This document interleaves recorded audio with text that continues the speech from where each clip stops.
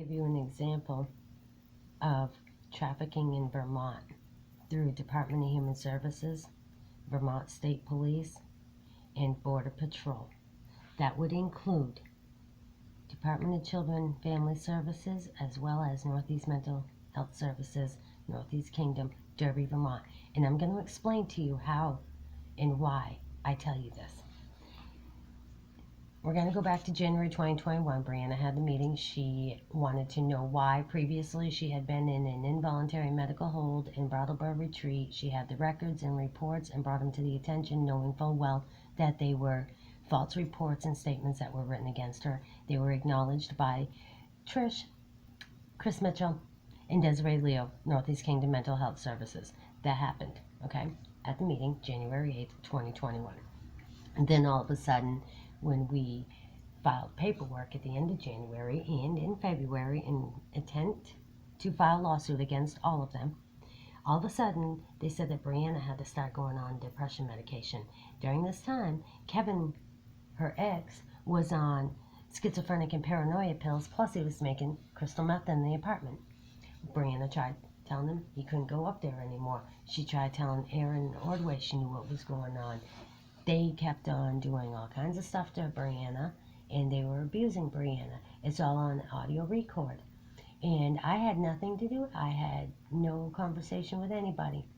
However, I had false statements that were written against me. I have a copy of them. And so, again, filing lawsuit against Kevin Bickford for writing false statements and against the Vermont State Police for accepting the false statements and arresting me on a search warrant when I hadn't even done anything wrong. The judge has already acknowledged that, so now we're up to April when the judge acknowledges in a restraining order that he granted on my behalf against Kevin for 1 year that I was being harassed, that the police weren't doing anything about it. He acknowledged the fact that Brianna was being given medications that she shouldn't have been on.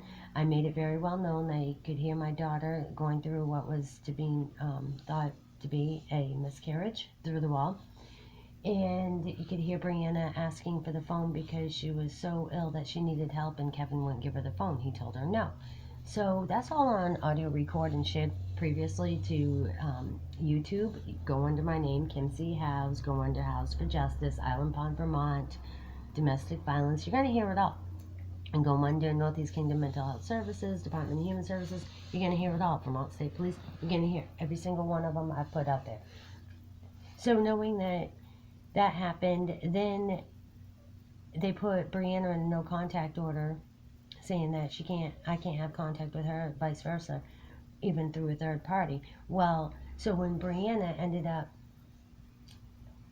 she wrote to the state's attorney and to her court-appointed pretender, Laura Wilson, from Guildhall, Vermont.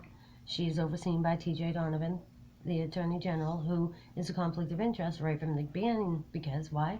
We had already filed charges against him, but because they dismissed them by saying that they couldn't return to sender on our mail, all kinds of stuff they've been doing since 2019, okay? And USPS postal worker Janine at Island Pond already verified that there was no court mail coming from myself or Brianna. So therefore, we're in what happened to the mail, all right? Knowing that the mail post office in Burlington is underneath the Burlington Federal Court where we had filed the charges, all right? So now we're up to May. They still haven't taken out, and they still haven't answered to Brianna on her request in writing, as well as my request to the courts to take her name out of the no contact order. So then it rolls into June, the end of May, Thursday of Memorial Weekend. They showed up and they took my grandson from my daughter, and they charged my daughter with felon charges. They trespassed her from her own fucking apartment. She lost everything. They locked us both out of our apartments. We lost everything. Where's her son?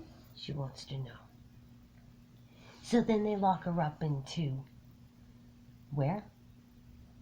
Rutland Regional Medical Center for a 60-day hold. Then they let her out in August 26th. August 26th, my daughter contacted me. First time since July 17th when she was being abused, and it was reported being abused by some guy in Rutland Regional Medical Center. I got the screaming on audio record, and I shared it to the police at Rutland Police Department.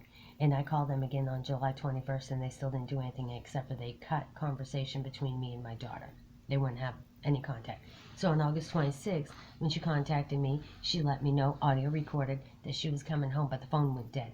Then on August 28th, she called me again from Northeast Kingdom Mental Health Services, and she didn't know where she was. Some women had dropped her off, and they were supposed to take her to a motel. Well, that didn't help. Did it, Chris Mitchell? Okay, so there is the setup right there. Chris Mitchell knew that Brianna had AAA on their way. I had initially set up the call to pick up Brianna in her car by AAA. Then Chris Mitchell called the police and told them that AAA was on the way, but he couldn't stay there any longer. And that was after he had already said he'd bring Brianna home. Then he said he wouldn't. Then he called the cops on her once he found out that she was going to be able to leave. Well, she left, but it wasn't in a good situation. She ended up not leaving with her car. They told her they didn't have her car keys. Vermont did not help her. I have all reason to believe they're the ones that canceled the call, because Vermont State Police headquarters knew and asked me for the phone number. I gave them the phone number for AAA, told them that I had confirmation that there was a driver on the way for 8:22 p.m. that night. They canceled her call. They kept Brianna's car. Brianna ended up getting picked up. She was found delusional and lost inside a laundromat. A lady took her upstairs to her apartment, watched over her, and was going to get her back to me in Maine.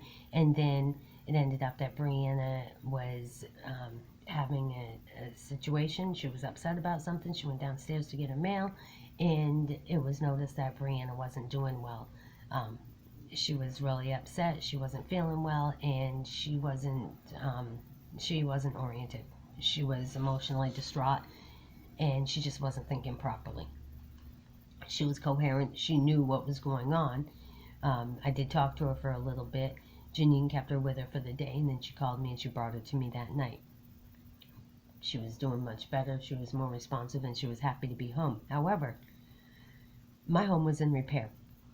So she went to Gordon's house for a couple days, but she never returned from Gordon's house. Then they sent her up to somebody else's house, is what they told me.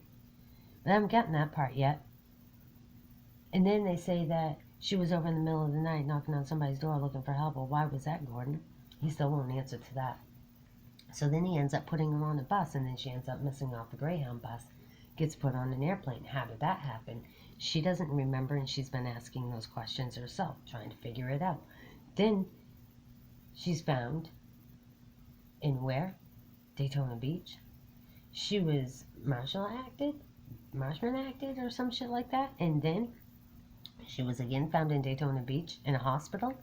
And then she was in a hospital for several days. She was also in a missing persons report. But so knowing that she was in a missing persons report and she was in the hospital, but the deputy said, the hospital said she wasn't there. So then a couple months later, she gets found all abused, beat up from head to toe, and near dead in Orlando Regional Medical Center. Vermont State Police contacted me and told me that I needed to make medical decisions because I'm her mother. So I contacted down there. It wasn't long after that they filed what? A no contact, some kind of order for an arrest warrant for me. So they try to set me up again. Okay, well, I see that game, Vermont. So we're going to find out about that today, too. We're going to find out who actually initiated that warrant, because the warrant I'm not concerned about. It's already dealt with. However, what I am concerned about is the fact that this is all part of the conspired organized crime, trying to keep my daughter and I separated because of the lawsuits that I've been telling you. This is why they're doing this to my daughter and myself. So, during the time that she was found, I had left the home to travel down to Florida, and I handed out missing persons flyers. And I let everybody know my daughter was missing. But during that time, when I was gone, my car got taken from me by Lady Lake because they didn't want to listen to the truth. So now they're under investigation, Lady Lake Police Department, because they frivolously took my vehicle knowing that it was fully registered and insured and my license was good. So the cop lied. illegally searched my vehicle, illegally searched my dog's bag. I did all kinds of bullshit, and so I filed against them. Because why? They took my vehicle, and it was fully well known and aware who I was and what was going on.